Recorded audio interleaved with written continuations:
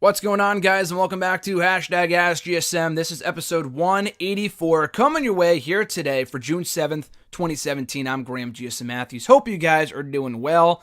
What a week it has been, from Extreme Rules on Sunday, Raw and SmackDown this past week, NXT tonight.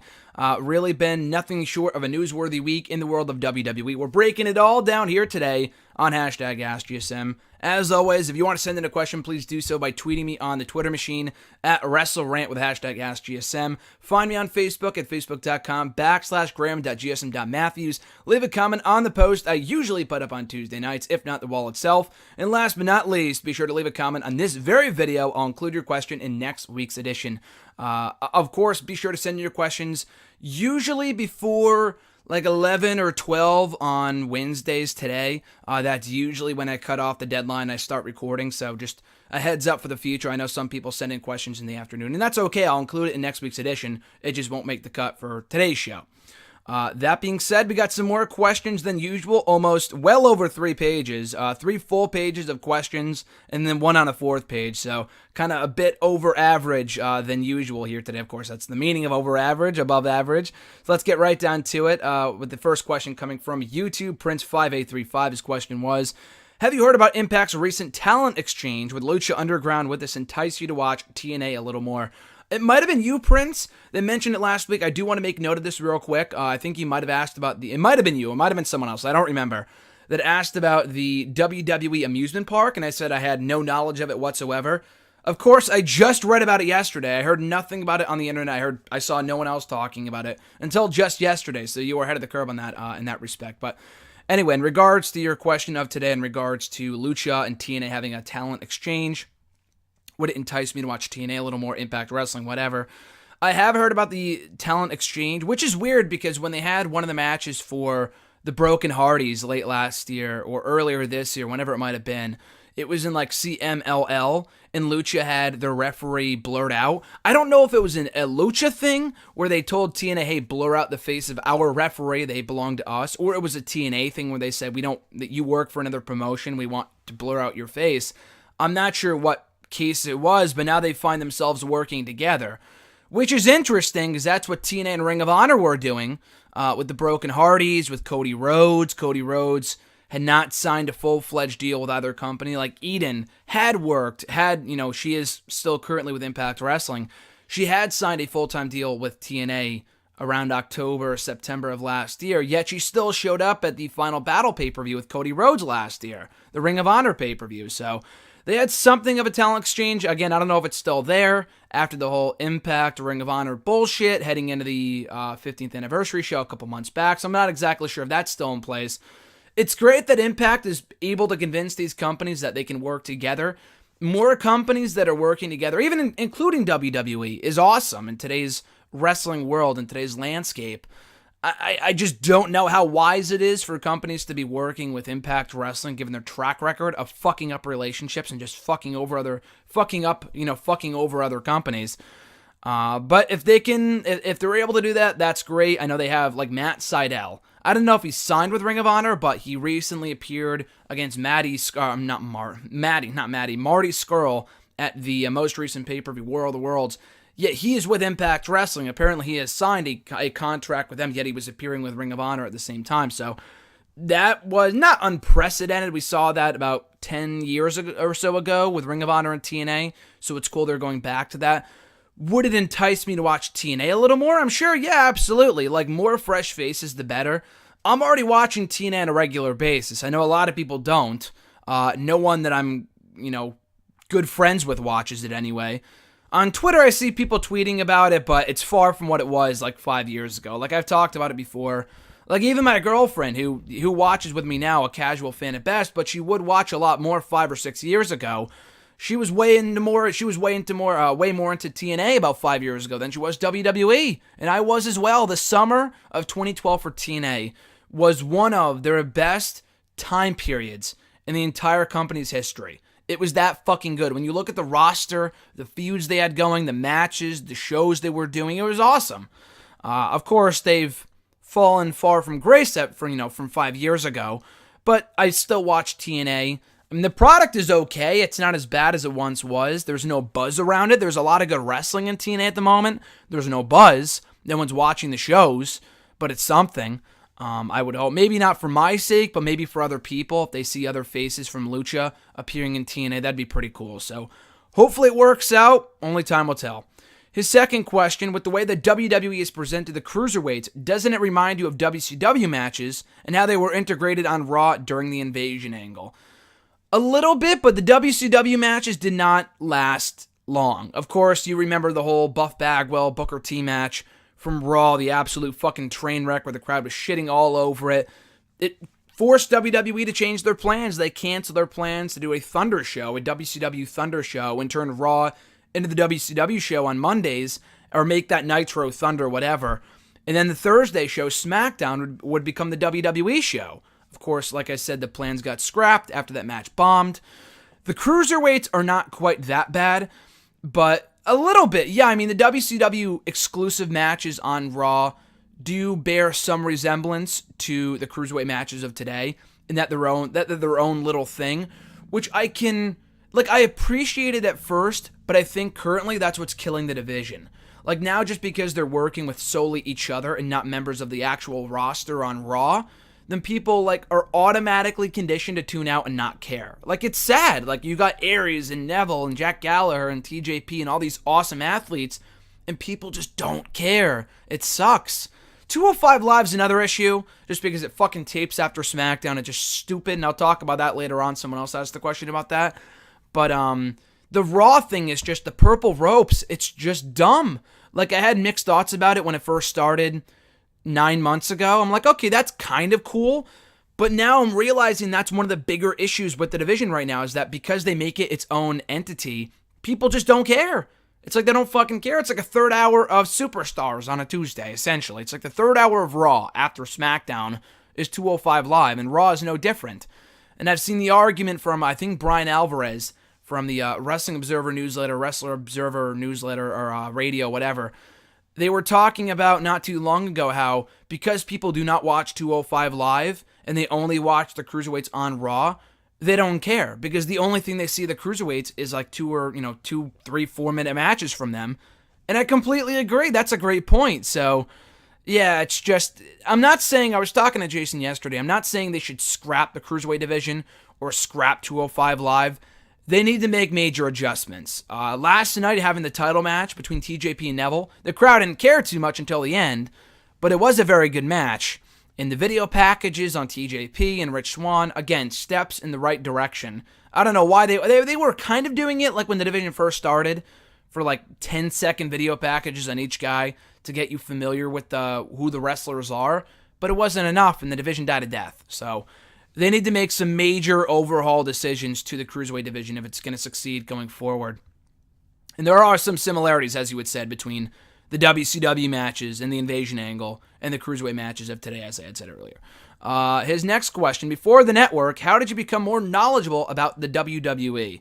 I think I've talked about this before, but especially when I first started watching 9 years ago, back in 2008, literally every night before I would go to bed, when Raw and SmackDown weren't on, I would honestly go on Wikipedia, go to the WWE roster pages for Raw, SmackDown, and ECW, when ECW was still a thing, and just like click on each superstar and find out more about them. Now, I wouldn't go in, like, I had no idea who Kurt Angle was until like the summer of 2008 because he was in TNA. I had no idea what I had heard about TNA. I had read some about TNA, but I never watched it until like that August. So I wasn't really sure who he was until like I started watching TNA on a regular basis that August of 2008. But yeah, for a long time, that's what I would do. I would just literally, I know Wikipedia is not the most credible source, but it's not like, more often than not, it's pretty credible for like at least wrestling purposes, and finding out background information and shit like that. And I would read about each feuds. Like one night I would read about Chris Masters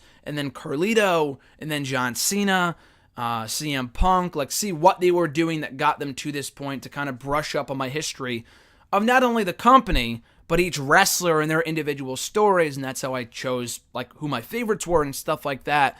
And then of course, beyond just reading Wikipedia pages, reading stuff online, Watching the product, obviously, is the number one thing. Talking with John. John was a huge help in making me as knowledgeable as I am today about the WWE, because he was watching 2 years before I was. I was still calling Chris Bennett for a long time before he's like, no, it's Benoit. I'm like, no, it's Bennett. He's like, no, it's Benoit. Of course, Benoit was gone by that point, but like playing the video games and shit, a lot of that stuff, and watching old DVDs, and like every summer for like the first few summers I was a wrestling fan, like 08, 09, maybe not in 2010.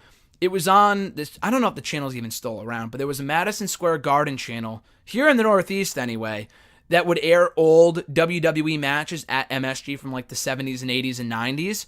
And I would watch that shit up. That was a great show to really brush up on my history, to help me brush up on my history.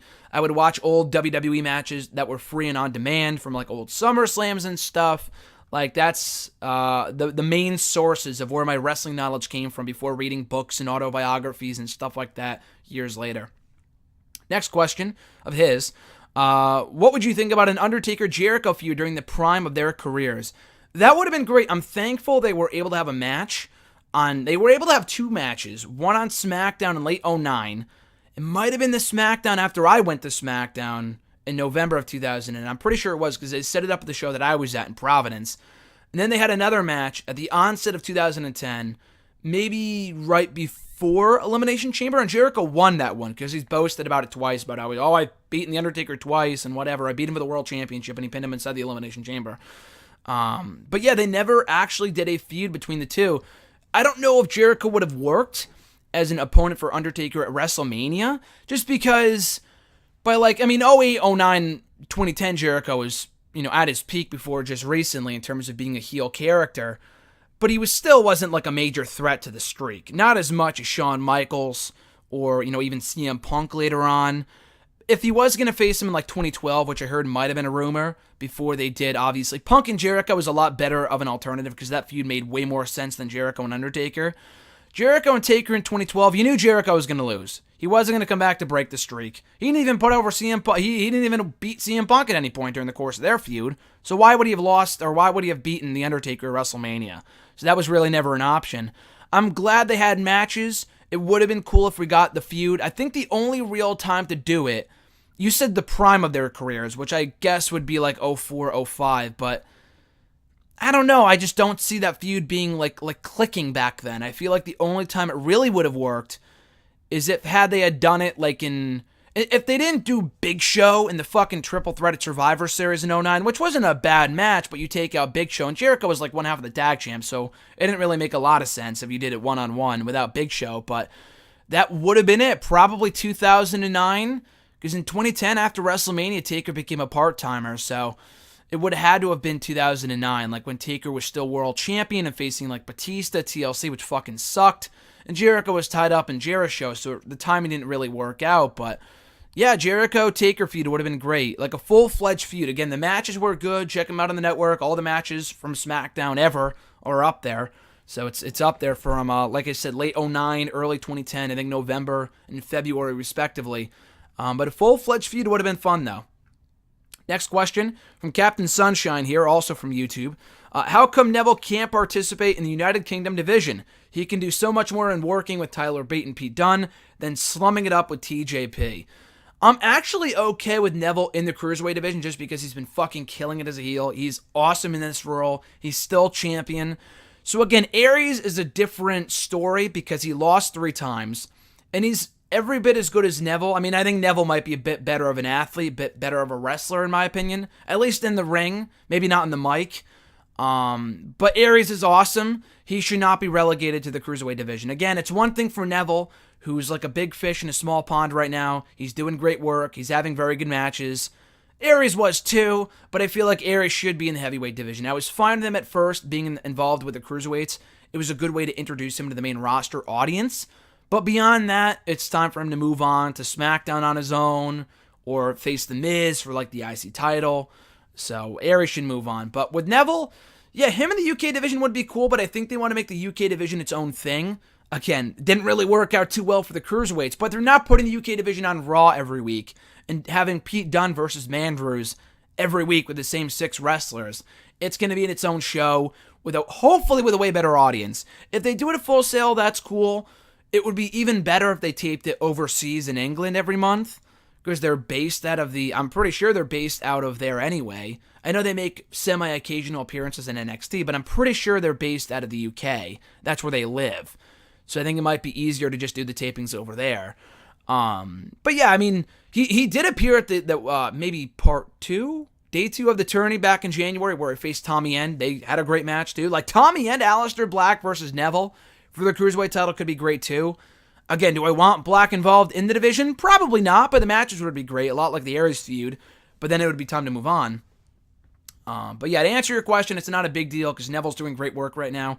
Once he eventually inevitably loses the championship and he's not doing really anything beyond working with fucking TJP and shit, then yeah, I would say if he's not going to be involved with Raw and like their mid-card division as a heel, then yeah, putting with the UK guys would be great. I mean, he wouldn't be the top guy there just because Pete Dunne is a star and he should be the top heel for that brand, but Neville getting involved with those guys wouldn't be bad either. Second question, why is Michael Cole calling Rollins Joe a rivalry renewed on Raw like they haven't been feuding for the past 2 months? Yeah, that confused me too. When they showed the graphic for Joe and Rollins, Michael Cole goes, a rivalry renewed here tonight, like it's fucking CM Punk and John Cena. Not to say it wasn't a good feud, but it's like it's been years or months since their feud wrapped up. It's like, you know what? They've been fucking feuding since like WrestleMania, since January. Like, the rivalry never concluded because the 5-way and Strowman got hurt and the plans to do a rematch between Joe and Rollins at Extreme Rules got tossed out the window. You know, Joe and Rollins were still kind of feuding. I mean, maybe not every single weekend Raw heading into the pay-per-view, but they were still involved in a feud.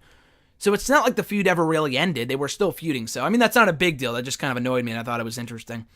Next question. With the way Kurt Angle dissed Alexa Bliss, This Is Your Life segment on Raw this week, I'm honestly wondering if they purposely set it up to bomb and were challenging Bliss to somehow salvage it.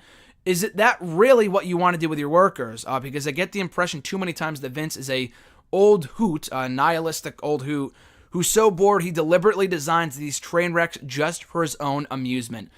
No, I don't believe that for a second. I mean, it might be a possibility. Of course, it's a possibility, but I think the obvious answer would be that they thought the segment would work. It fucking flopped. It was awful. And now because they realized how bad it was, they're going to make fun of how bad it was. You know? So I figure that's really what happened. And that might be the best thing for it anyway. They're just kind of making fun of themselves. That's really all they could do. It's better than pretending it didn't happen, which might be for the better because the segment sucked. It's better off forgotten, which at this point might be impossible because it's so bad you're going to remember it forever. But, you know, making fun of it, saying it sucked, obviously they're not going to put the blame on the writers, but Alexa Bliss and storyline, I get it. I find it very hard to believe. I mean, I would find it, I could believe the fact that only Vince found it funny, and that's why they did it. I don't believe for a second that Vince thought it was a good idea, that it was like, that he knew it was going to suck, and they thought Bliss could salvage it. Like, I don't believe that for a second. It was up to Bliss to make it decent, like at least to make it passable. She even couldn't do that. I mean, who could blame her?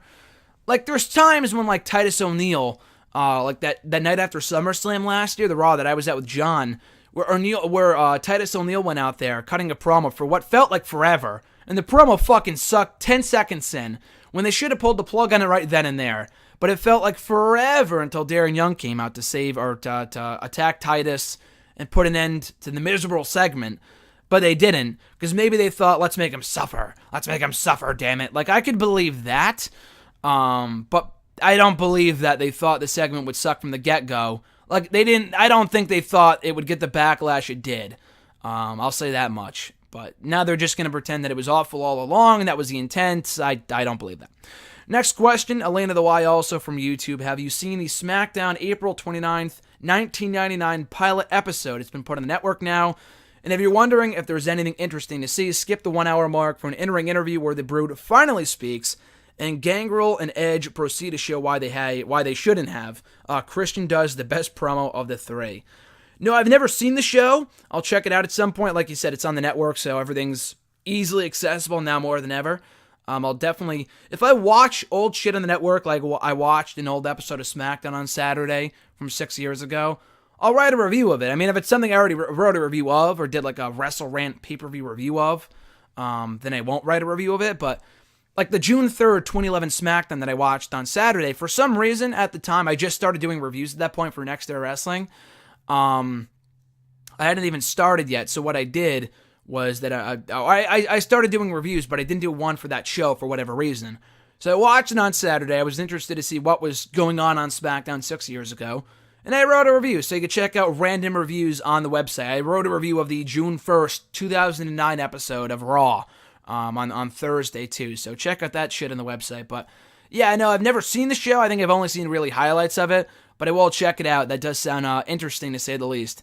Emmanuel A., also from YouTube. I know you've talked about how Extreme Rules has gotten less and less extreme, but this recent pay-per-view may be the worst it's gotten. You have a tag team cage match where re-entering the cage apparently nullifies already escaping it, and a submission match where countouts and DQs are strongly teased. Answer me this: do you know anyone who saw the WrestleMania 13 Bret Hart Stone Cold Steve Austin match and thought this match would be so much better if Ken Shamrock was warning Bret Hart and Stone Cold of getting counted out? No, you're right. I think it might have been you, Emmanuel, who mentioned weeks ago how unextreme this pay-per-view was. And now, of course, that was before the tag team title match became a steel cage match, and the cruiserweight title match became the submission match. But yeah, definitely the worst it's ever been. Like I've talked about before, how past installments we would get a fucking handicap match. We got a mixed tag team match on Sunday. Oh, how extreme! Like no, I was watching One Night Stand 08 and Extreme Rules 2009 last week, heading into the pay-per-view on Sunday, which might have been a bad idea in retrospect to kind of set myself up for failure. But at that point in time, every match was indeed extreme. On the 08 show, you had a fucking... In 2008, this is what we had for matches. You had a TLC main event. Nothing came close to topping that match between Edge and Undertaker this past Sunday. So you had a TLC main event, a last man standing match between Orton and Triple H, a women's I Quit match between Beth Phoenix and Melina. You had a Falls Count Anywhere match between Jeff Hardy and Umaga. You had a fucking 5-way Singapore Kane match between CM Punk, John Morrison, Chavo Guerrero, Tommy Dreamer, and Big Show. You had a fucking stretcher match between Batista and Shawn Michaels. Like, where was all this extremity on Sunday? Like, that's what I don't get. You're absolutely right, though. The rules of the cage match were fucking confusing as all hell. No one knew what the hell was going on. I've never seen... I know we don't get tag team matches inside the steel cage all that often, but I have never remembered them doing that before. I could not recall for the life of me a single time where someone escaped, yet when they went back in, it like they're back at square one. Like it didn't matter that they left in the first place, or that both feet of both competitors on one tag team have to touch the floor at the same time. I do not remember that ever being the case. So they just make this shit up as they go along. The submission thing was even worse, because like you said, and I heard someone ranting about it, I think it might have been on the Wrestler Observer Radio, like I talked about, wrestling, the one with Meltzer and Alvarez. They were talking about how Neville almost got himself DQ'd intentionally. It's like, but you can only win the match via fucking submission. I said that to John when we were watching the show on Sunday together. It's like, the purpose of this match is to only win by submission. So why are countouts and submission, or why are countouts and disqualification still in play? That makes absolutely no sense. It was really fucking stupid. It was probably the funniest tweet I saw throughout the entire event on Sunday. Was one that said, WWE, what was it? Not Standard Rules was a funny one, but WWE Unclear Rules, which was so hilarious. I thought it was great. But it's true. The rules for the matches on Sunday were just fucking... just mind-bogglingly dumb. That was just beyond asinine. Their next question, another problem I had with Extreme Rules was the general storytelling. Cesaro and Sheamus turned heel and are supposed to be more aggressive, right? How does that correlate with them winning back the championships back on a technicality? Or why is Neville decisively tapping out Austin Aries clean when the angle is going in that Neville's getting scared of Aries and has to increasingly resort to cheating? And don't even get me started on Bayley and Bliss. Maybe you understand more than I do. What's with the storyline progression on Raw? Again, you're right. I mean, there's no consistency with any of their storylines. The way that Cesaro and Sheamus won was stupid. The rules were unclear. I can only imagine how confused the live audience was. That I thought was just so stupid. The match was good. The finish was dumb. The rules were stupid and unclear. And then, as you had said with Aries and Neville, it's just... the story, it just made no sense. let alone the fact the crowd didn't care. That kind of pissed me off, but which was also unsurprising. But still, the fucking consistency here with the storytelling they're doing going into the pay-per-views makes no sense. It was dumb. And as you had said, Bayley and Bliss was a total train wreck. One of the worst matches I've seen all year, hands down. Next question. Did you notice during the Great Balls of Fire ad, there was a place called Samoa Joe's Diner? In relation, do you remember that Scott Steiner promo where he would yell fat asses, or at least the time he was yelling or talking about Samoa Joe and yelled, he's fat? I did see the Samoa Joe Diner. I could not help but laugh at how stupid that is, because the guy's fat, so let's give him a diner. That I thought was dumb. Again, not like offensive or just like the worst decision they've ever made. Just so stupid, it was funny. John and I would joke all the time, and RJ too, that, Joey Samoa, the wrestling surfboard, he comes out in a Hawaiian shirt selling surfboards. That's what I thought of when I saw the Samoa Joe Diner ad, or in the ad on Sunday. The Scott Steiner promo, I saw someone tweet about that after the ad came out on Sunday during Extreme Rules. I think it was the One Maneuver count. They're awesome. They're so fucking funny. I've not heard the promo. I've heard about it, like through social media, maybe on YouTube. I don't know if I've ever seen the full thing. I wasn't watching TNA back then. That was before my time in 2008. But I expect nothing less from Scott Steiner. The guy is a gem on the mic from time to time. He's either very, very much hit or miss. But more often than not, you can always expect a laugh out of a Scott Steiner promo. Brandon has got a couple questions here, also from YouTube. Is this officially babyface Ageddon? How crazy is it that Naomi is the only babyface in all of WWE, including NXT in the UK? Has WWE just given up on the babyfaces? I believe part of the problem is WWE not booking babyfaces correctly. However, there have been times recently when WWE booked a strong babyface with a strong heel, and the heels almost always get a stronger response. Could the WWE even make compelling babyfaces at this point if they did a better job of booking? Also, AJ, Shinsuke Nakamura, and the Hardys are the only exceptions I see to this rule. This has been a problem for so fucking long. Not even like the whole cool heel thing, when like that dates back to the NWO 20 years ago, but no, like when someone is being a great heel, no matter what they do to get the crowd turned against them, they will still cheer them. The Miz being a prime example. The Miz does everything in his power to get people to boo him. Yet people will still applaud his efforts because he's such a great fucking heel. And then they'll turn on him if he turns babyface. Like, that's just the nature of the wrestling business. And that's just the way that fans are nowadays. You do such a great job as a heel that people are going to fucking cheer you. The only exception, like with the heel thing, is Jinder. But it's not that Jinder's a great heel or a terrible heel. It's just that I find him to be so beyond mediocre. It's that just he falls in line of the whole fucking I'm Indian so boomy thing that I've hated for so fucking long and I've ranted about before. It's like, that's so stupid. That dates back 20 years ago. Okay, that worked in the 80s with, the Iron Sheik and all this other shit. Like, oh, I got this terrorist gimmick like Boomy. Like, I get why that worked in the 80s and 90s. To do it in 2017 is so stupid. It goes beyond the own message that they're sending with another one of the wrestlers right now, with Mustafa Ali, who's been saying, don't boo me or like embrace me because I'm different or whatever. It's like, you're sending the same message for different reasons, and I find that to be so, contradictory. But anyway, going back to your question about the babyface thing, I did not even realize that until someone tweeted me about it on Tuesday during SmackDown. I knew that all the Raw champions were heel coming out of Extreme Rules. I did not realize that Naomi was the only babyface champion right now, including NXT and the UK tournament. And of course, Pete Dunne won the UK championships, that's why. And even that, Naomi, I tweeted it last night, Naomi has not won a fucking televised match since April 4th. That's terrible. That is absolutely awful. Like, she's over. By the grace of God, Naomi is over. For her entrance or charisma or whatever reason, I think Naomi's very good, and she deserves a far better reign. I would not be shocked if she drops the title on Money in the Bank to whether it be Lana or the Money in the Bank ladder match winner for the women.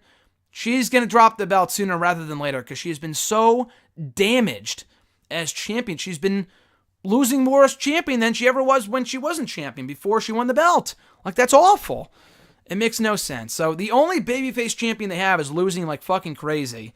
And, they will have times where all the heels are, where all the champions are heels, and that's fine.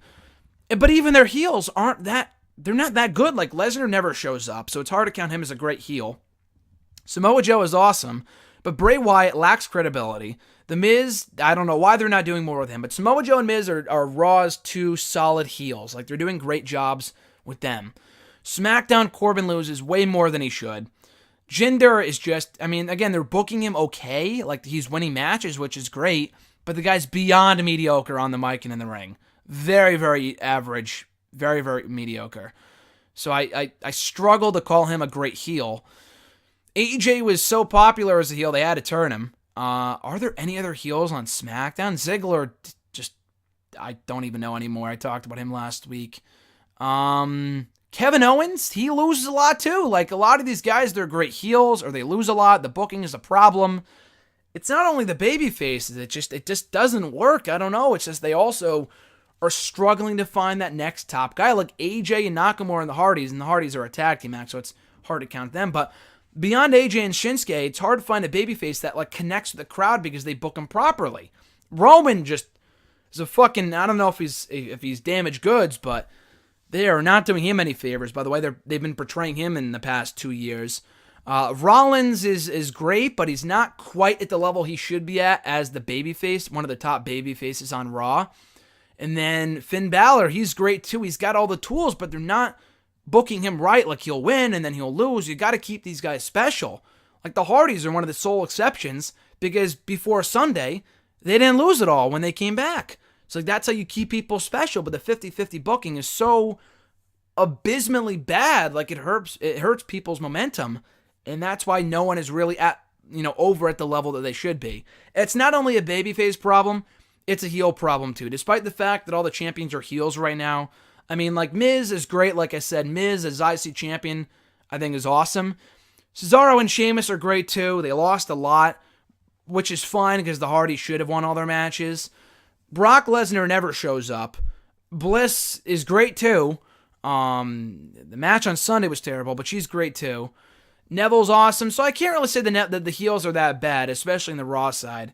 SmackDown, it's like Owens loses a lot. Mahal is just beyond mediocre. The Usos are great. I don't know, they just do a way better job with the heels than they do with the baby faces. It's a lot easier to get booed.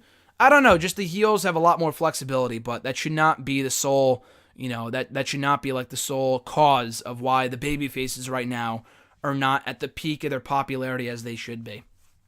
Next question. Do you think WWE would have would have been better off rebranding a new European title, not the same one from the Attitude Era, but instead of the UK Championship? This way, so many more superstars could compete for the title eventually, such as Sheamus, Cesaro, Neville, Finn Balor, Rusev, and other European talent. Also, Jordan Devlin is from Ireland, which is not a part of the UK, so it would have made more sense if it was just the European Championship. Not a bad idea, but at the same time, the UK Championship is going to be exclusive to its own brand, from what I understand. It's not going to be a part of Raw, or it's not going to be on SmackDown. It's going to be its own thing. So having people like Rusev and Balor and Neville and Sheamus and Cesaro go for it is pointless, because I'd rather have those UK guys doing their own thing on their own show. Again, the Cruiserweight thing is different because those guys are on Raw, and they're being relegated to the WWE style and not being allowed to go out there and have the matches they're fully capable of. The UK guys, that's not a problem. If you saw the UK special and the Tyler Bate Dunn match from TakeOver, that is far from an issue with these guys. They're being allowed to go out there and have the matches they have the potential to have. The great matches we all know they can have. The Cruiserweights do not have that luxury at the moment, unfortunately.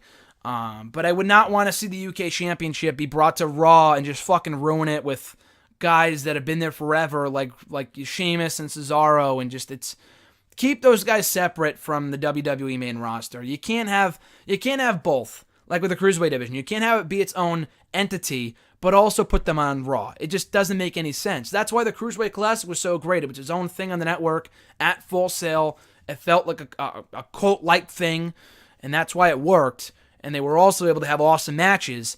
So putting them on Raw, but keeping them away from the rest of the roster is what's killing those guys, the Cruiserweight guys. So I would say keep the UK guys exclusive to their own show over in the UK. Just keep the other guys from the main roster out of it for the most part. You can have Neville and Balor and guys like that come over every once in a while, but in terms of becoming regulars on the roster, I don't know about that. Jeremy B. from Facebook, do you think they could build up Johnny Gargano getting an NXT Championship shot to take over Houston in November with Gargano winning the title? I know you pitched that recently. Would it be a bad idea? I think whoever wins the championship, like I said last week in response to your question, it's just that there's so many good baby faces. Not that Gargano's not good, he's awesome, but they're setting up Drew McIntyre, Roderick Strong, they have Aleister Black looming in the background. There's so many more people I would put the title on before Gargano. I mean, Gargano is coming off 3 straight TakeOver losses. Like, what has he done to earn a championship match? I know you said not at Brooklyn, which is what you proposed last week, but it's like one big win in Brooklyn is not going to get him a number 1 contender shot. And again, I think Brooklyn should be where Rude loses the title to either McIntyre or Roderick Strong, and then to turn around and take the title either off of Roddy or McIntyre to give it to Gargano, just, it doesn't work. I like the storytelling. I know you pitched it a while ago with Gargano winning the championship, and then Ciampa comes back, not Ciampa. Ciampa comes back and goes for the gold against Gargano. Like, it makes sense, but currently the timing just doesn't work out with Bobby Roode being champion and other people being ahead in the pecking order above Johnny Gargano. It just doesn't work out. So again, in theory, it's a good idea, but even by November, like putting the title on Roddy or McIntyre in Brooklyn only to turn around and take the title off of them and give that to Gargano and a babyface and babyface match in Houston, just, it wouldn't make that much sense. I think Gargano and Ciampa, they can have their awesome match whenever Ciampa comes back. It doesn't have to be for the NXT Championship. Next question of his. This is from, I think, Steve R. from Facebook. He asked, what is your favorite wrestling podcast? I'm digging something to wrestle with right now with Bruce Pritchard, excuse me. I have not heard that podcast. I heard it's very, very, very good, though. I don't really care too much for Pritchard on Impact Wrestling, but I heard his podcast is awesome. So I will check it out at some point. I've talked about this before again, but I listen to a bunch of wrestling podcasts. I mean, I used to listen to a lot more. I used to listen to Sam Roberts and Jim Ross's, but they both go up on Wednesdays in addition to Chris Jericho's. So I would listen like all 3 in one day, and it was like 4 to 5 hours of podcasts, and it was way too much, and I couldn't do it. So I cut out the Sam Roberts one and Jim Ross. Both are very good, but I prefer Y2J's, even when it's not wrestling related. You said wrestling podcast, but even when it's not wrestling related, and he has on an exorcist like today, or someone from fucking, I don't know, Anthrax or something. It's great. It's like an entertaining listen. They talk about wrestling from time to time anyway. When he does have on wrestling guests like Alexa Bliss, Dean Ambrose, Jeff Hardy, Batista in the past month alone, it's very entertaining. And Jericho gets, he asks great questions. He's comfortable. It feels like a cool conversation more than an interview. So Jericho's is great. Stone Cold's is very good too. Again, he doesn't always talk about wrestling, either on the Steve Austin show or Steve Austin Unleashed. The first one, the PG version, goes up on Tuesday. The non-PG version goes up on Thursday. Both are great. And again, when he has on wrestling guests, it's very good. He had on Johnny Mundo recently. He had on Brian Kendrick, it came out of nowhere. He didn't even know what he was doing until like the day before it went up. And it was very good. I thought it was awesome. So again, Stone Cold is very good. And I mention him all the time. Jason Solomon, the Solomonster Sounds Off, his podcast is great. You can check it out on Podbean, on the podcast app, on through Apple and shit, through iTunes, through Stitcher. There's a lot of places to listen to his show. I've been listening to his show now for 4 years, just about 4 years, I think, this month. So he's another person whose podcast you should check out from a fan perspective. Next question from Mark S. He's got a couple here. Would a feud involving Big Cass or Darren Young be good against The Miz for the Intercontinental Championship? We saw Young and Miz last year. The feud was all right. The match sucked. They had no chemistry. The finish was terrible, so no to that. Darren Young is hurt anyway. I don't know when he's due back. He's been out for months. Big Cass, still no. I'd still say they should not split up Big Cass and Enzo. I just think it's way too soon. I know they've been together in NXT for like 5 years now. On the main roster, though, excuse me, it's been like a year and a half, if that. It's been like a year and 2 months. They have yet to win tag team titles in NXT or the main roster. It's just way too early to break them up. They're still popular. I hope they swerve us and it's still the Revival. That's what I'm hoping. and that's who they want you to think it is. But that's who I hope it is. Like, I hope it is. Just because the Revival and an Enzo and Cass feud, similar to their time in NXT, would be a really good feud in the tag team division for Raw. And they need tag teams right now on Raw.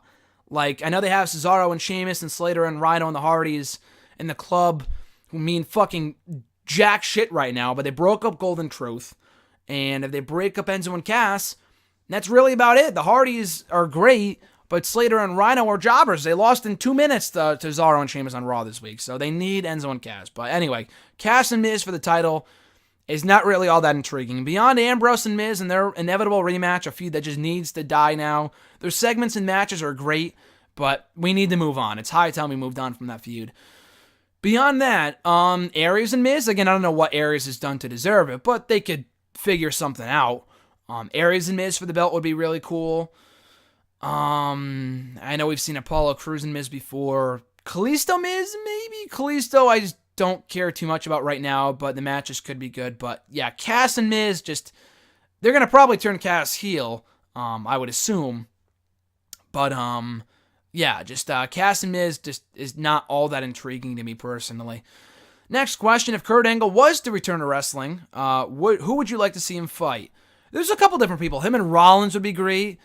I know we've seen it before, but the ultimate dream match in WWE anyway would be AJ Styles. Like, if you want to get a guaranteed great match out of Kurt, and he could still have great matches, the guy had a fucking steel cage match against Cody Rhodes at Northeast Wrestling 3 months ago. So you know the guy can go out there and have a good match. That's not the problem.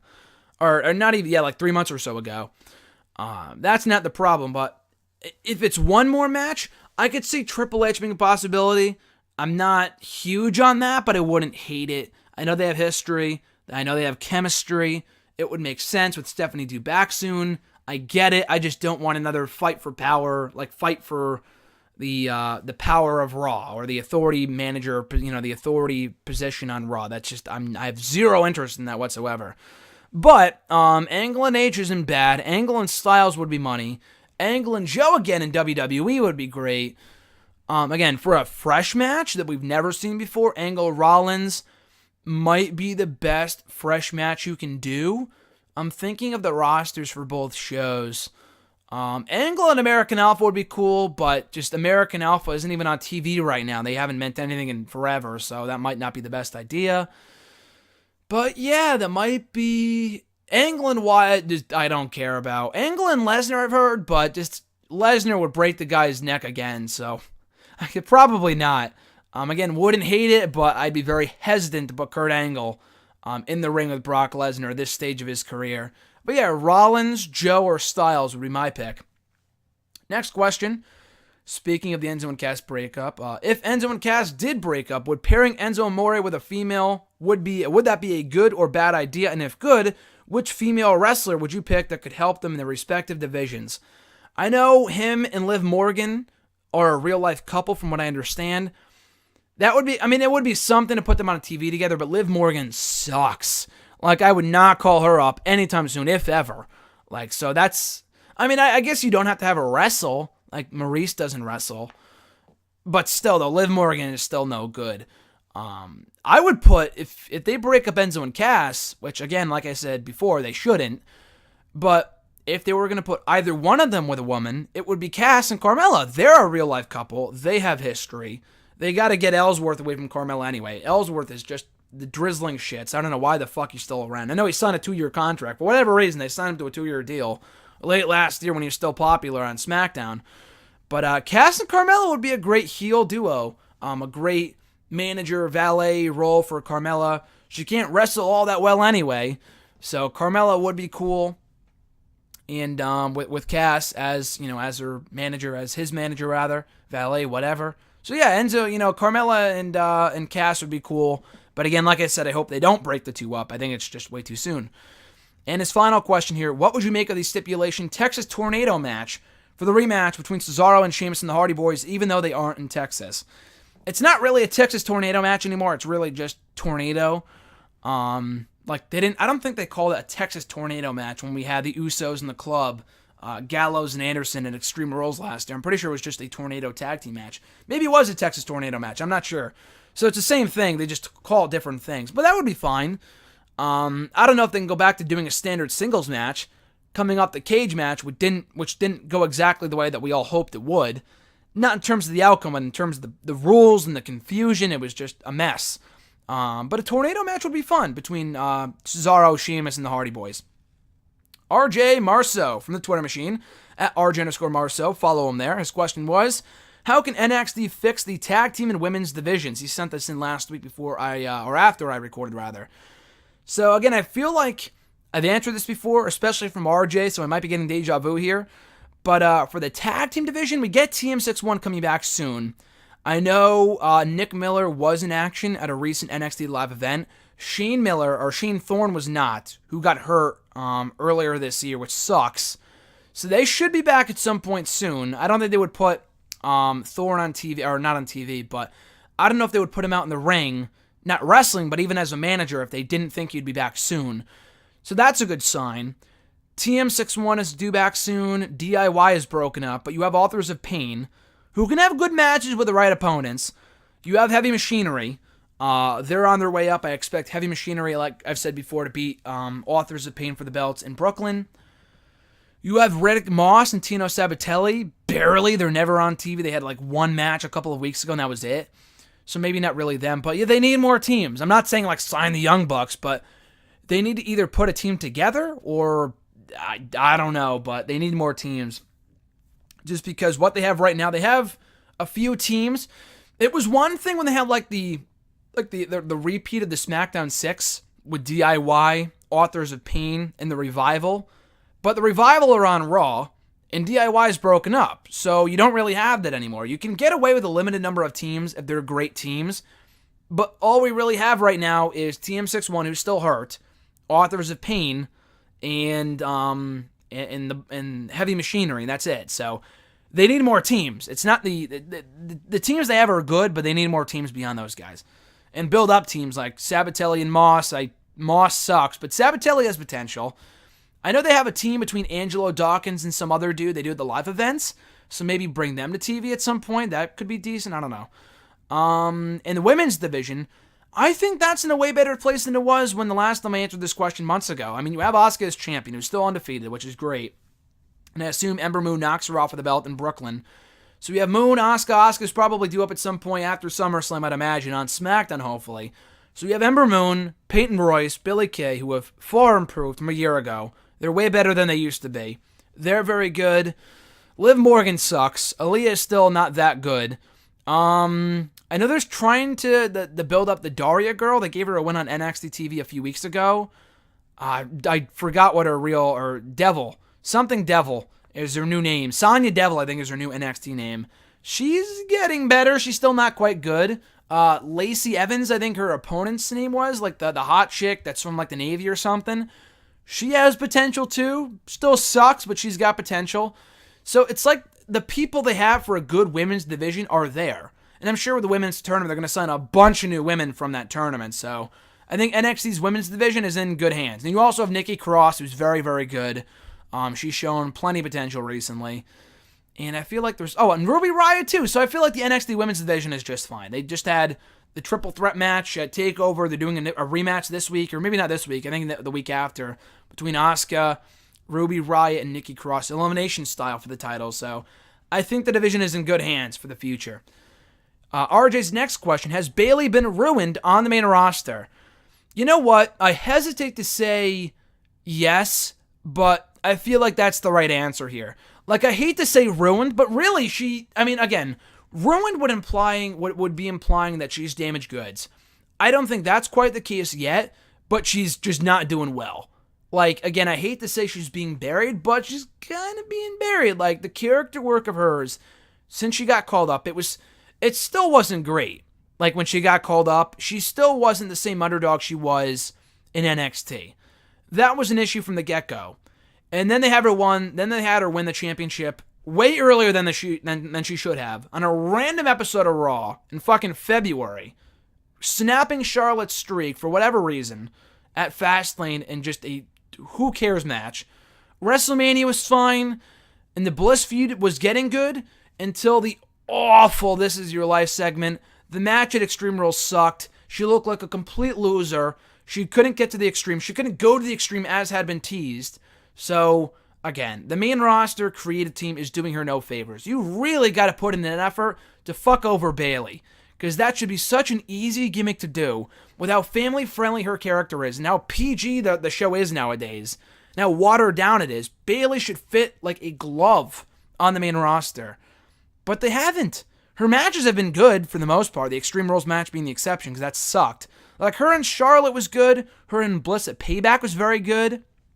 But so far, character-wise, they have not been doing her any favors. They make her out to look like a total fucking loser. And that sucks, because she has so much more potential than what she's been doing so far, than what they have given her up to this point. Character-wise, it's not clicking. She got audible boos. Again, not a lot of boos, but the boos were there at the pay-per-view last week. That's a sign it's not fucking working. For the pop she got when she first came up, when I was there, John and I were there the night after SummerSlam, the sole reason why I got tickets to Raw, why I put my ass through 3 days of going back and forth from Connecticut to Brooklyn, Connecticut to Brooklyn, Connecticut to Brooklyn, for 3 fucking days, was to see Bayley debut on Raw. And she did, and I was so happy. And then it was all downhill from there. So, again, I don't want to say she's damaged goods, but they are doing her zero favors on the main roster. It's just been abysmal so far. Very disappointing. Especially for someone like me who loves Bayley, and I consider her to be definitely my favorite women's wrestler right now, maybe of all time. It's heartbreaking. It's very heartbreaking to watch every week. His next question, which I've answered before, but that was like 3 weeks ago, where is Rusev? Still, no update on the Bulgarian Brute. He was supposed to come back before Backlash. He didn't. And then he was supposed to come back again, and he didn't. He was like advertised to come back, and he didn't. So anyway, the thing with Rusev is this. From what I read, that the plan was to do Rusev and I think Orton at Money in the Bank. But then plans changed. Mahal won the title, so that went out the window. They didn't want to put him in Money in the Bank, the ladder match. So they're just keeping him off TV. And at this point, we got 1 show left before the pay-per-view. Just bring him back after the pay-per-view. Keep him a heel. SmackDown needs credible heels right now because Mahal does nothing for me at all. But yeah, that's really all that I know so far. That plans change, which is why they scrapped the whole Shane angle, because I guess he was going to lobby Shane to get him a title match at Money in the Bank, which, of course, didn't happen. It's so weird, because they had that promo where he's like, I want a title match at Money in the Bank, which was 2 fucking months ago. And Money in the Bank's coming up, and he's not even on the card. It would have been one thing if he said, you know what, you won't get your title match right now, but I will put you in Money in the Bank. But he's not even in the ladder match. I mean, there's still a chance he could show up before the pay-per-view, or at the pay-per-view itself, and insert himself and possibly win. I don't expect that to happen. At this point, I expect him to come back the SmackDown after Money in the Bank. Hopefully it's not another Emelina thing where they delay it and delay it and delay it, and the guy's not hurt. He's just not fucking around, and they're not using him. That would be stupid, a complete waste of Rusev, so I hope that's not the case for months to come. If they wait until 2 weeks from now for the SmackDown after Money in the Bank, I'm content with that. At Rusty Rages from Twitter, he's got a couple questions here. First one being, are almost all the NXT wrestlers cursed? They do great in NXT, but then they get called up to the main roster or are not utilized the way they were. And it's not everyone. I'm not going to say it's everyone. More often than not, yeah. I mean, it's hard to say for some guys. I never expected Bo Dallas to be a world champion. He was the longest reigning NXT champion at the time he held the championship 3 or 4 years ago. And then he comes up to Raw and he's a fucking joke. I mean, they were using him well for 2 months with the undefeated streak. He could have been a solid mid-card guy. And then they made him lose to R-Truth, and he never recovered. And now he's just doomed to be a jobber forever, or a lower undercard talent forever. That's not going to change. He's different because he wasn't all that good in the ring to begin with. As a character, he has a lot more to offer. They're just not tapping into that right now. Who else? Finn Balor is fine. I mean, Bayley being the ultimate, example, like I said earlier, she is just a complete 180 from NXT. The most beloved person on the entire fucking roster in NXT. Then she comes up to Raw and is completely ruined. Almost completely ruined. I'll give WWE some credit. They're not quite at that point yet. They will be if they keep on this path, though. Bayley being the ultimate example. The Ascension, again. The Ascension were different. They were, again, still the longest reigning NXT Tag Team Champions so far. they just were never that good. The gimmick was good. They had potential. Fucking ruined them on Raw, but they were never going to get beyond a certain level to begin with. American Alpha are very, again, a lot like Bayley, very disappointing in how they've been used so far in SmackDown. Another former tag team champions, but it's like, Jesus Christ, like these guys were red hot in NXT. What the hell happened? They deserve way better than what they're getting right now. Balor's fine. Enzo and Cass are fucking, they're still over, surprisingly, but they're still over. Despite the fact they've been made out to look like losers for months now. Who else? I mean, there's a lot of people, but Bray Wyatt, he never really did much in NXT to begin with, but he's been a WWE champion, so there's that. He's been booked to look like shit more often than not, but to each their own. I'm trying to think of other people. Joe's been fine, so again, it's not everyone. It's not like, oh, once you get called up from NXT, you're a fucking loser. Nakamura's been doing good. Joe's been doing great. Rollins has been doing phenomenal. He's okay. Reigns, Ambrose being the exceptions because they were already stars. Xavier Woods started out as a jobber when he got called up. Joined the New Day. He's perfectly fine, obviously. There's a lot of people. I mean, Dana Brooke got called up way too soon. Apollo Crews way too soon.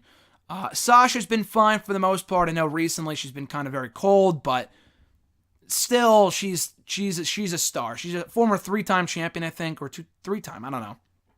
Something like that. 3 or 4-time champion. 2, 3, 4-time champion. I lost track, but she's still over. Charlotte's fine. Becky's fine for the most part. So it's not everyone who gets called up from NXT gets ruined. The Revival, who have not been around, so I can't say for them. The Vaudevillains were never going to get above a certain level. But for a lot of people though, it is disheartening to see where they've gone. Like Neville started out cold, got really hot as a heel, so he's doing just okay. But yeah, they're not cursed. It's all about booking, though. NXT is not ruining wrestling. It's not like, oh my god, fans get their hopes up, so they should get rid of NXT. Like, fuck you. That's so stupid. Like, NXT is not the problem. It's the creative team on the main roster they're not being set up for failure. It's like they should be using these guys to their fullest potential. Owens is okay. Zayn is okay. They're not being buried. But for a lot of guys, yeah, it is disheartening to see they get called up and they go nowhere in the main roster. Corbin's doing just fine as well, so. But yeah, for a lot of people, they're not cursed. They're just the writing's on the wall. As soon as they get called up, or for people like Bayley and American Alpha, it's a question. It's just a mystery as to why they're not being booked better. His second question, do you think Cody Rhodes beats Christopher Daniels at the Ring of Honor Best in the World pay-per-view for the Ring of Honor World title? I think he will. I thought I predicted Daniels would retain at War of the Worlds, and he did, just because it was a triple threat match, and Rhodes kind of came out of nowhere in the title picture. But now that he's gotten the match, the title shot, and he lost, but now he gets it one-on-one, I think he wins here. I mean, I could see Daniels retaining, because I know Rhodes, I don't know if he signed Ring of Honor full-time, which he's been talking about quite a bit on TV recently. But I would put the belt on Cody. Cody, that would be his first ever world championship in a major promotion, so that would be pretty cool. But yeah, and then Cody does beat Daniels for the belt at Ring of Honor Best in the World. I'm coming back from Florida that day, so I'm hoping I can catch it that night. We'll see. But the show does look good, though. Best in the World is usually really good. All the Ring of Honor pay-per-views are usually really good. Speaking of Ring of Honor's next question, is Bobby Fish no longer coming to WWE? On last night's Ring of Honor taping, Jay Lethal said Fish is teaming with him in 2 weeks, so I'm not sure what to make of that. So here's an update on that. I read from Dave Meltzer as recently as like yesterday or on Monday on his Twitter that he said WWE, due to the whole dispute with Ring of Honor and the fact that I talked about this last week, that I guess they were caught tampering with the Ring of Honor contracts, like with people that were still in Ring of Honor, that because they were caught tampering with the contracts, that they are just far, far, far removed from keeping in contact from people not only in Ring of Honor right now, but people whose contracts expired months ago. So that's not a good sign for people like Bobby Fish, Donovan Dijak, Kyle O'Reilly, which is why we've heard nothing from any of those guys, including Adam Cole, since they left Ring of Honor. So it might be a while before we see them in NXT. It's not that they lost interest, it's just that they were threatened by Ring of Honor with a lawsuit that if they go anywhere near guys that were a part of the company anytime soon, they will be sued. So that's probably why. I think Bobby Fish, from what I heard anyway, I heard he signed like a per date appearance. So I'm not sure, like, he's signed through the next 3 years. He might be just showing up per appearance, which might be why he's still working with Ring of Honor. But he has been putting more people over, if you notice. He lost to Kushida in that 4-way at the War of the World show. He lost to Lethal one-on-one clean at the 15th anniversary show back in March. And I think Silas Young beat him clean too on Ring of Honor TV not too long ago. So they are having him do the honors on the way out because they know he is leaving and he's not a regular on the roster. But I assume WWE will come knocking at some point down the road. Next question is the WWE on the verge of accidentally making Lana the next Eva Marie? I don't know about Eva Marie. What I saw from the Lana gimmick on Tuesday, I saw more of Emelina because the gimmick was just not well suited for her because Emma's a great wrestler. So why would you give her a character where she doesn't wrestle? That just is just backwards. That's ass backwards to me. Lana, she sucks in the ring anyway, from what I understand. She didn't look all that great at WrestleMania. Granted, she hasn't wrestled on TV at all since then. But from what I understand, she's not great. She sucks at dancing too. So she didn't do that on Tuesday. I'm sure they scrapped that out of the character. After that didn't go over well on social media when the leaked footage got out of her dancing at an NXT house show not too long ago. But yeah, I guess they're giving the Emelina gimmick to her. Which is why she's coming out in a dress and is like, I deserve a title shot, blah, blah, blah. We'll see how Naomi and Lana do at Money in the Bank. I don't expect the match to be all that good. I hope Lana doesn't win. But Eva Marie, again, the gimmick worked. Eva sucked. But before she got suspended, the gimmick was getting over with her not wrestling. Lana, they're not doing that exact same formula, but if they do something similar where she's not in the ring whole lot, then it could work. It's not going to work if she's the champion.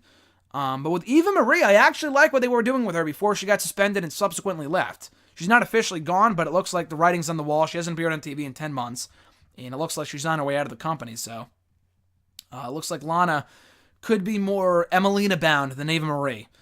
At E13A, moving into the Twitter questions now. Again, like I said, I know we're well past the hour mark here, but as I had mentioned, we got over 3 pages of questions. I still got a handful to go, so bear with me here, people. Bear with me for your great questions. But as I had said, at E13A, his question was, have you heard about the Raw after In Your House Bad Blood, where Brian Pillman's widow was interviewed? So this is timely because I did put up a review of Bad Blood 97 yesterday here on the channel, so check it out if you haven't already. And also, I have heard about it. I did not hear the exact interview. I wanted to go out of my way to watch it because I know Solomonster said it on a show this past week, like on Sunday of this past week, like this a couple of days ago. And he said that was the single most tasteless, like worst Raw segment he's ever seen. So that piqued my interest. I had never heard about it before then, where I guess Vince McMahon like just questioned Brian Pillman's widow a day after he fucking died.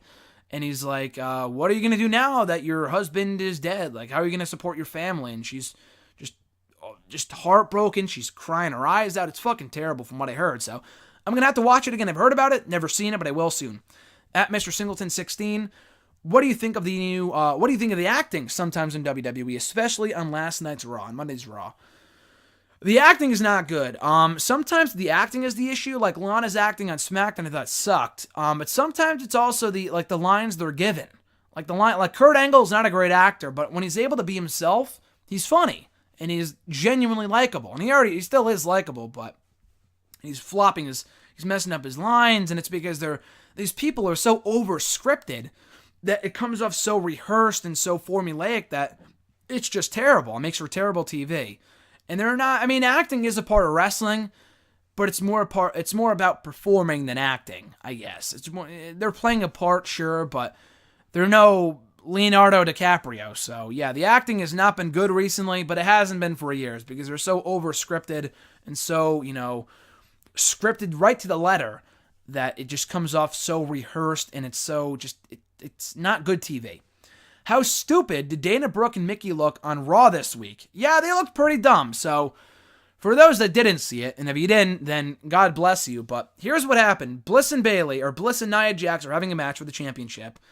Bliss, backstage before the bout, says to Mickey and Dana, I have a Nia problem. We have a Nia problem. Why is she getting a title shot before you guys? Maybe you can help me out in my match tonight. Maybe not word for word, but that's basically what she said. Dana said, you have a Nia problem, but will be at ringside for the match. Okay, I'm not exactly sure why, but they are. So they're at ringside. Towards the end of the match, Bliss goes to the ringside, punches Dana and Mickey. They punch back. So Bliss gets the win by disqualification. Afterwards, Nia Jax goes to the ringside, pushes Dana and Mickey into the barricade, and then before she can get her hands on Bliss, because Bliss pushes Nia Jax out to ringside or something, and then Nia just knocks Dana and Mickey down at ringside. She goes in after Bliss. Bliss escapes, and then for whatever fucking reason, Mickey and Dana follow Nia into the ring, and they're like, yeah, you better run, Alexa. And then Nia lays them both out. Again! That was so stupid. That was just beyond dumb. So yeah, they look like complete idiots on Raw this week. That was just, again, you talk about stupid storylines and consistency and acting. That was everything rolled into one for that women's segment on Raw this week. Is it wise for Samoa Joe to be having 20-minute matches while going into a pay-per-view with Brock Lesnar, who barely even has 10-minute matches? Yeah, I think Samoa Joe, the Rollins-Joe match was very good, but the issue it had is that Joe, going into a Brock Lesnar match, should be squashing people. I'm glad Joe won, but he should not have won that match with the help of Bray Wyatt. Again, I'm happy he won it all. I don't want to complain, but it's why is the number one contender to the Universal Championship, to Brock Lesnar of all people, winning matches in 20 minutes with the help of fucking Bray Wyatt? That should not be the case. He should have either beaten Rollins clean or just squashed some nobody. Leaving it at the segment he had with Heyman, which was absolute money, by the way, would have been enough. But they had to go ahead. They had to do the main event, which I'm glad they did, to blow off the feud between Rollins and Joe, like I said earlier. That never got a proper conclusion prior to the pay-per-view. So that's good. But Joe should not be having competitive matches ahead of the Brock Lesnar match, because he just looks already inferior to Brock Lesnar. I'm not going to say that ruined Samoa Joe. It's been fucking 3 days, people. He looked great on Monday in that segment with Paul Heyman. That was enough. People won't even remember the dusty finish main event between him and Rollins. At Reborn Again, John has got a couple questions here. First one being, do you think the Cruiserweights need to be put in Full Sail or some other venue to save the 205 Live show? Yeah, like I said, if they're not going to tape it before SmackDown, which at this point I guess they probably won't, it's been 6 months now, and they're still not any more over than they were 6 months ago, so that's a problem. But even more over than that, yeah, put them in Full Sail. The issue with that is that it's not live anymore, which is fine, but then you have the crossover with fucking Raw, which is live every week, and then you're playing off of storylines, building the matches on 205 Live that happened a month ago. Because if they do the same taping schedule as NXT, then, it just makes no sense. So there's kind of a disconnect there. I guess they could do it live from Full Sail, which would be awesome. But if they haven't done NXT live yet, and they're still taping shows, 4 shows in the can per month, in one night, that's not good. That's not a good sign for 205 Live. But yeah, the CWC worked because it was a smaller arena in Full Sail. The crowd was way more energetic and knowledgeable of these guys and of the product than the post SmackDown Live and their lack of energy is. So yeah, I think putting them in Full Sail would be a step in the right direction. Logistically, would it work out and having them be live? They wouldn't have to be live, but again, the whole disconnect with Raw being live every week is kind of weird, but maybe they can work something out. I'm not sure. His second question is, Jinder Mahal already the worst WWE champion of all time? That's a lofty claim. Yeah, in recent memory, yeah. There's no other person, even as badly as booked as Sheamus was back in 2009, 2010, even he was more interesting than fucking Jinder Mahal. Mahal, he's not the worst booked champion because he's been winning matches and he's getting heat. He's beyond mediocre, but he's getting heat. So I struggle to say he's the worst champion of all time. I guess we'll see where they go with it. Again, they've been booking him well in terms of winning matches. But in terms of being interesting and having good matches, that's not working out too well. So, again, I struggle to say, I hesitate to say he's the worst champion of all time. In recent memory, absolutely. There's no question.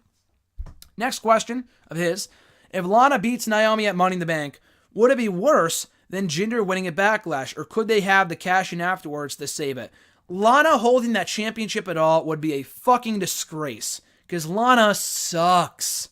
Lana sucks. I'm sorry if there's any Lana fans out there. Yeah, she's hot, but it does not take away from the fact that she fucking blows. And giving her the title, albeit for 2 minutes, would be a disgrace. Even if Charlotte cashed in, or whoever. I expect Charlotte to win, by the way. I could see Carmella winning potentially, but I think Charlotte is the bigger long-term feud with Naomi. I could absolutely see Lana beating Naomi. Like I said, if they took the title off Naomi tomorrow, I would not care. They've been booking this girl so horribly for the past 2 months that I don't know if many people would care if she lost the championship. So, but that said, Lana being the one to beat her for the belt would be a fucking disgrace. Now, if Naomi beats Lana and then Carmella cashes, Carmella sucks too, but not as bad as Lana. So I would be kind of okay with that. If Charlotte cashed into Naomi and showed her true colors and she went heel, which I guess they can't kind of do right now because Lana's a heel apparently. Not even apparently, she is. So I guess that's why Charlotte's a face. So anyway, I could kind of see that. That would be kind of cool, but yeah, I don't know. I'm not a fan of that at all. Lana winning, I think, would just be the worst. But Charlotte cashing in or Carmella cashing in immediately on Naomi would be better than Lana winning it all. That would just be the drizzling shits. Yeah, Jinder winning the belt at Backlash. Again, Jinder is not good either, but he's a way better wrestler. He's fucking Kurt Angle in the ring compared to Lana. That's how bad she is, from what I've seen anyway.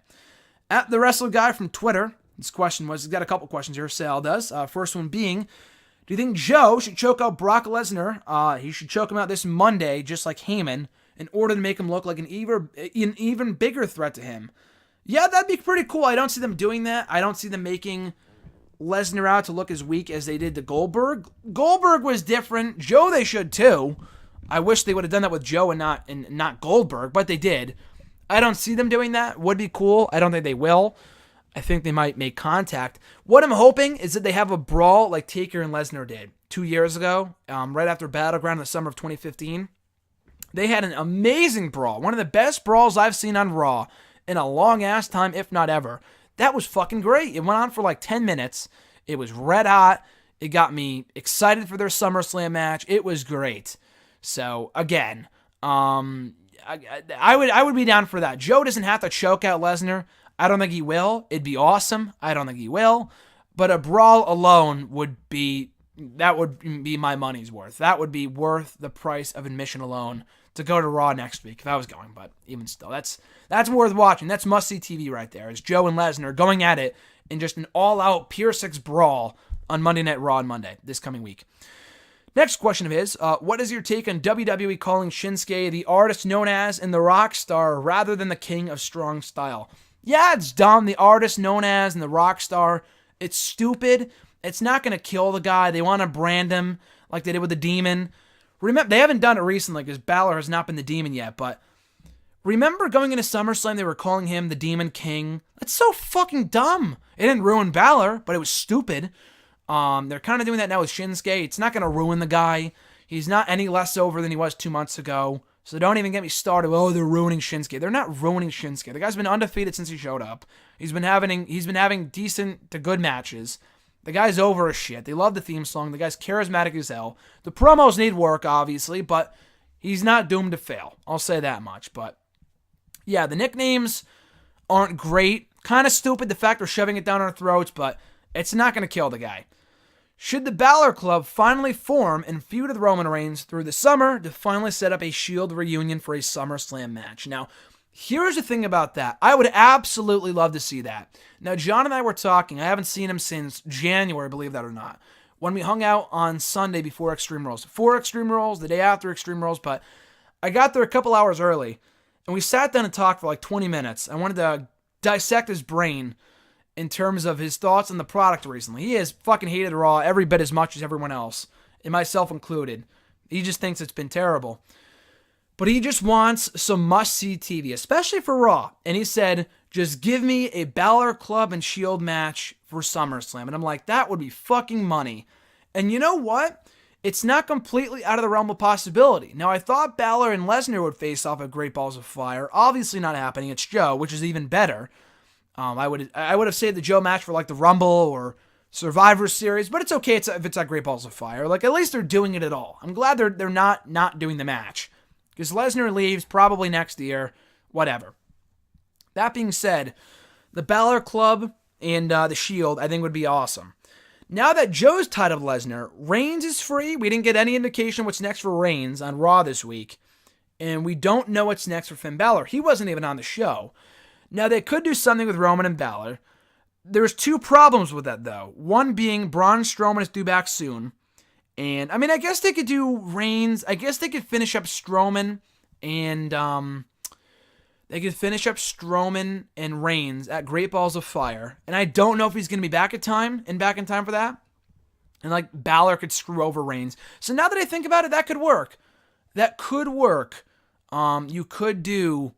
you have to finish the feud between Strowman and Reigns. That's imperative. They left off with, Strowman getting his ass kicked by Roman, and then he left. So they have to finish that feud, and if they're probably not going to do it at SummerSlam. They're probably going to do Strowman and Lesnar at that show, which is great. That's fine, because I don't expect Joe to win. He should, but he won't.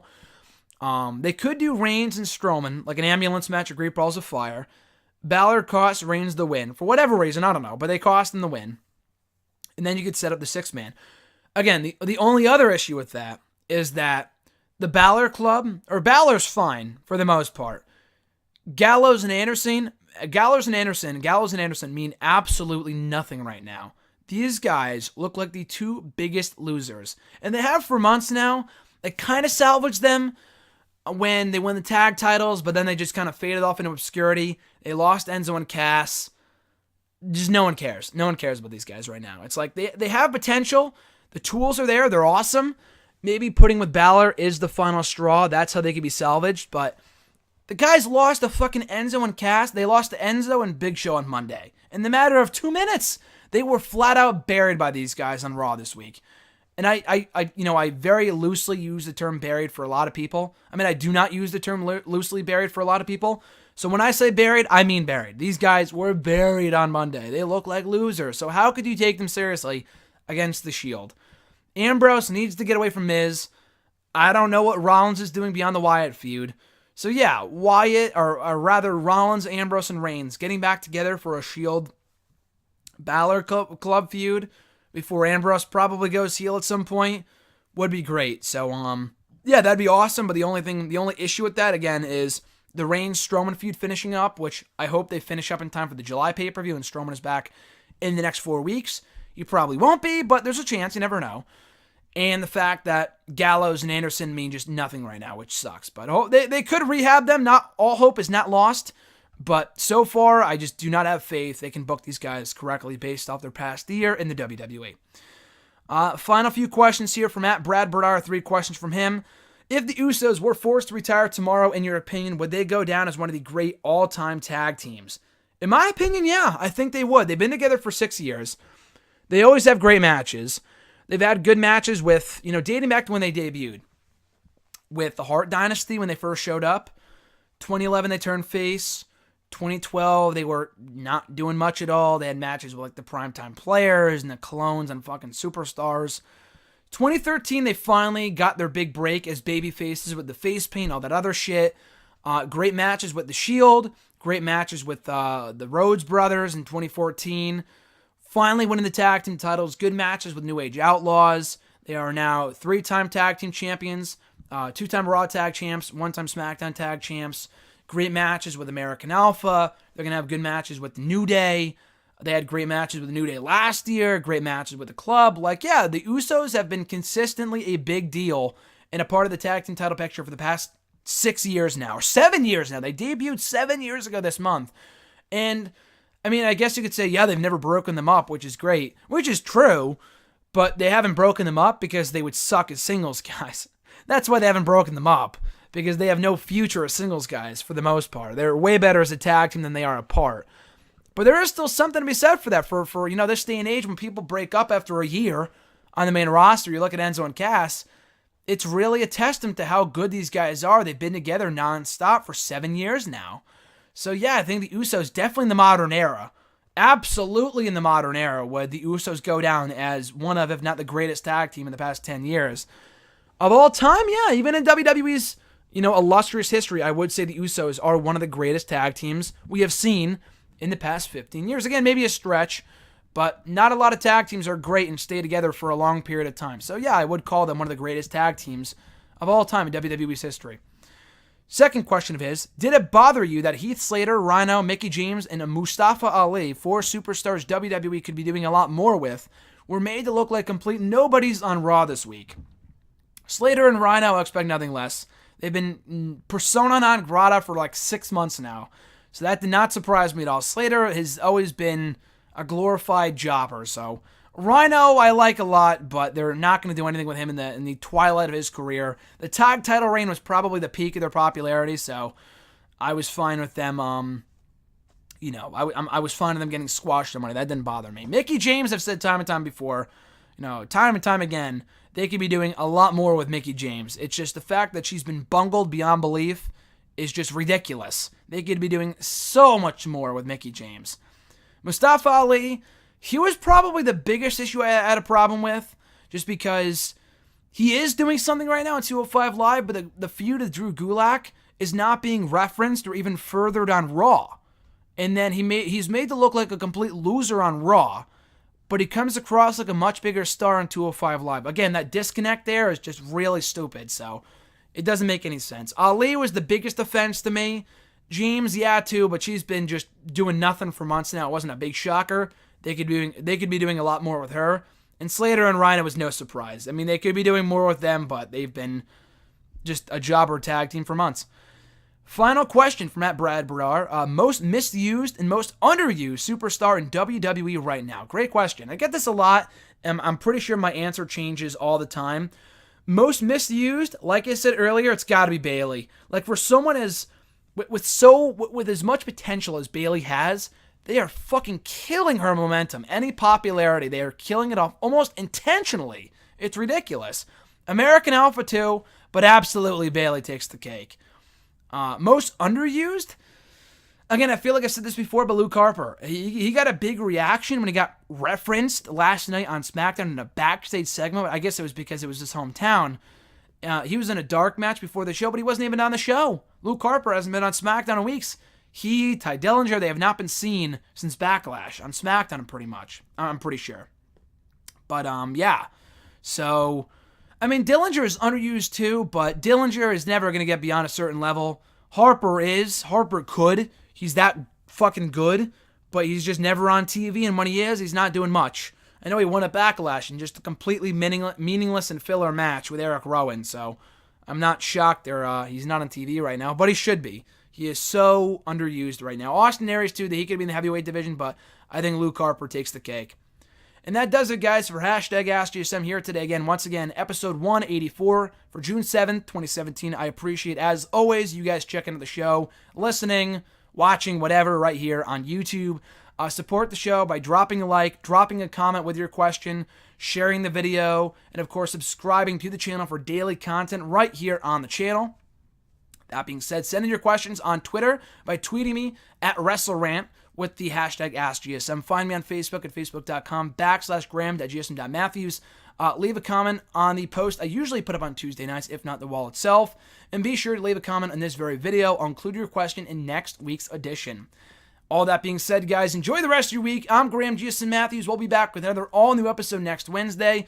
In the meantime and in between time, have an awesome one, guys, and I'll catch your ass down the road.